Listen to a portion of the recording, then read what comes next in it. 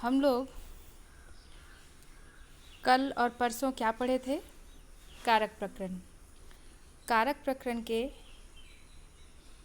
प्रथमा विभक्ति, द्वितीय विभक्ति, तृतीय विभक्ति और चतुर्थी विभक्ति तक हम लोगों ने पढ़ लिया है। आज क्या पढ़ेंगे? पंचमी, षष्ठी, सप्तमी। उम्मीद है आप लोग पिछले कक्षा में पढ़ाए हुए उन विभक्तियों के बारे में जान गए होंगे। अब आगे बढ़ते हैं। पंचमी विभक्ति। पंचमी विभक्ति का चिन्ह क्या होता है? से, और ब्रैकेट में क्या लिखा रहता है? अलग होना। ये अलग होना क्या है? पंचमी विभक्ति का मतलब होता है कि किसी भी वस्तु से या किसी व्यक्ति से किसी का अलग होना। जैसे पेड़ से पत्ते गिरे, पेड़ से फल गिरे, घर से विद्यालय की ओर जाना, विद्यालय से घर की ओर आना, यानी एक जगह को छोड़कर दूसरे जगह को प्राप्त कर लेना। ये अलगाव दर्शाता है। इसी अलगाव के कारण इसमें आपादान कारक पंचमी विभक्ति लगाई जाती है। अब हम सूत्र के अनुसार जाएं। जिससे कोई वस्तु अलग हो जाए उसे आपादान कहते हैं तथा आपादान के लिए पंचमी विभक्ति का प्रयोग होता है। जैसे वृक्ष से पत्ते गिरते हैं। किससे पत्ते गिरे? वृक्ष से। जिससे पत्ते गिरे उसी में पंचमी विभक्ति लगाएंगे, यानी वृक्ष में हम पंचमी विभक्ति लगाएंगे। पंचमी विभक्ति कारक प्रकरण के पंचमी विभक्ति। तो वृक्ष कौन सा शब्द है? कौन से लिंग का? वृक्षम, यानी नपुंसक लिंग। नपुंसक लिंग के शब्द रूप में हम जाएंगे पंचमी विभक्ति में। फलम फले फलानि, फलम फले फलानि, फलेन फलाभ्याम फले, फलाय फलाभ्याम फलेभ्यः फलात्। तो यहाँ हो जाएगा क्या? वृक्षात्। वृक्षात् पत्राणि, बहुत सारे पत्ते गिरे हैं तो पत्राणि गिरते हैं। पतन्ति, तीता अंति। समझ गए? वृक्षात् पत्राणि पतन्ति। यहाँ वृक्षात् क्यों आया, कैसे आया, समझ गए? दूसरा उदाहरण देखते हैं। छात्र विद्यालय से घर जाता है। कहाँ से जाता है? विद्यालय से। विद्यालय को छोड़कर तब वो घर गया, तो यहाँ छोड़ने का बोध होता है, यानी अलगाव हो रहा है। अलग हो गया विद्यालय से, तो कि जिससे अलग हुआ है उसी शब्द में हम पंचमी विभक्ति लगाएंगे। विद्यालय से अलग हुआ है तो विद्यालय में पंचमी विभक्ति लगाएंगे। अब सोचेंगे कि विद्यालय का संस्कृत क्या होता है? विद्यालयम, यानी किस लिंग का है अब ये पता करेंगे। तो ये नपुंसक लिंग का है, विद्यालयम, मोहलंत लगा है लास्ट में। तो विद्यालयम, ये भी फल शब्द रूप के अनुसार पंचमी विभक्ति लगेगी। तो क्या हो जाएगा? विद्यालयात्। छात्र विद्यालयात् गृहम आगच्छति। आना का आगच्छति। गच्छति मतलब जाना, आगच्छति मतलब आना। छात्र विद्यालयात् गृहम आगच्छति। समझ गए? प्रस्तुत वाक्यों में वृक्ष से पत्ते तथा विद्यालय से छात्र अलग होते हैं, अतः ये आपादान है तथा इनमें पंचमी विभक्ति का प्रयोग होता है। अब आप लोग भूल भी सकते हैं क्या बोली थी मैम, कौन से विभक्ति में, क्योंकि करण में भी से लगता है और आपादान में भी से लगता है। अगर आप लोग भूल जाएं तो इसको याद करने का एक सिंपल सा तरीका है कि पंचमी विभक्ति 5, ये तो याद रहेगा। तो 5 यानी एक हाथ। एक हाथ से हम लोग बहुत सारा काम करते हैं। सबसे पहला काम स्कूल में क्या करते हैं? एक पंच मारते हैं। किसे मारते हैं? दोस्तों को या भाई बहन में। हाथापाई होती है, तो हाथापाई में सबसे पहले क्या उठता है? हाथ उठता है। ये हाथ 5 उंगली वाला क्या काम करता है? थप्पड़ मारने का काम करता है ना। तो एक हाथ अगर किसी को लग गया तो क्या करता है बच्चा? उससे नाराज़ हो जाता है, अलग हो जाता है, दूर चला जाता है। तो याद रहेगा, पंचमी विभक्ति दूर होने का काम कराता है, अलगाव का बोध कराता है, इसीलिए इसमें पंचमी विभक्ति लगी है, आपादान कारक लगा है। ठीक है। अब आते हैं षष्ठी विभक्ति, संबंध कारक। संबंध कारक को कारक नहीं मानते हैं। आप लोग पूछ रही थी ना कि संबंध कारक को कारक क्यों नहीं माना जाता है। जिससे किसी का संबंध पता चले वहाँ षष्ठी विभक्ति का प्रयोग होता है। इसके चिन्ह कौन कौन है? का, के, की, रा, रे, री, है ना।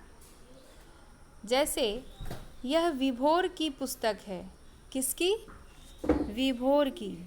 विभोर एक कोई लड़का है जिसकी पुस्तक है, यानी इस पुस्तक से, किताब से विभोर का संबंध प्रकट होता है कि इससे, इस बुक से उसका संबंध है, ये उसका बुक है। किसका?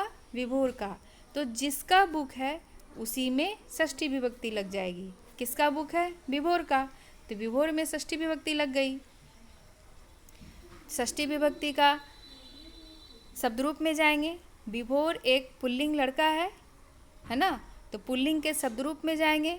देवः देवो देवा, देवम देवो देवान, देवेन देवाभ्याम देवय, देवाय देवाभ्याम देवेभ्यः, देवाद देवाभ्याम देवेभ्यः, देवस्य। तो यहाँ हो जाएगा क्या? विभोरस्य। विभोरस्य पुस्तकम अस्ति। कौन सा पुस्तक? यह पुस्तक। यह का संस्कृत क्या होता है? इदम।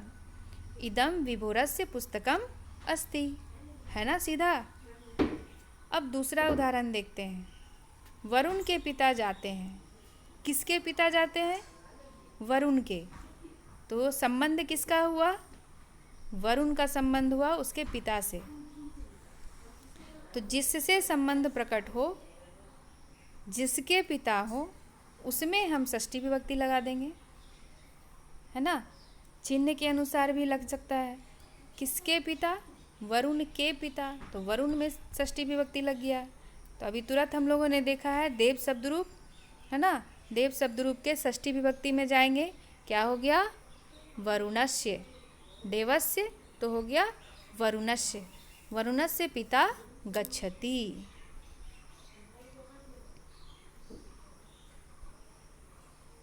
इन वाक्यों में पुस्तक का संबंध विभोर से और पिता का संबंध वरुण से है, अतः इन दोनों शब्दों में षष्ठी विभक्ति लगी है। अब आते हैं सप्तमी विभक्ति, अधिकरण कारक। क्रिया के आधार को अधिकरण कहते हैं। क्रिया के आधार को, आधार मतलब बेस, है ना, तथा अधिकरण के लिए सप्तमी विभक्ति का प्रयोग होता है। बेस, मान लीजिए जहाँ हम बैठते हैं वो हमारा बेस हुआ। किसी चीज़ को रखते हैं तो उस वस्तु का वो बेस हुआ, है ना। सतह, जैसे हिंदी में क्या बोलते हैं? सतह। अब उदाहरण देखते हैं। पात्र में जल है। पात्र यानी बर्तन, बर्तन में जल है। जल को रखने के लिए किसी वस्तु का ज़रूरत पड़ा, है ना। तो उस वस्तु को हम एक सतह बोल सकते हैं, स्पेस बोल सकते हैं, बेस बोल सकते हैं। तो बेस में किसी चीज़ में वो रखा हुआ है, जिसमें रखा हुआ है उसमें हम षष्ठी विभक्ति लगा देंगे। किस में रखा हुआ है? पात्र में रखा हुआ है। पात्र कौन से लिंग का है? नपुंसक लिंग का। संस्कृत बोलिए पात्र का, पत्रम, पात्रम। तो पात्रम मोहलंत लगा है लास्ट में, तो हम इजीली जान जाएंगे कि ये नपुंसक लिंग है। तो नपुंसक लिंग के षष्ठी विभक्ति में जाएंगे। फल शब्द रूप के षष्ठी विभक्ति में जाएंगे तो वो क्या कहलाएगा? क्या बन जाएगा? पात्रे। फले तो यहाँ हो जाएगा पात्रे।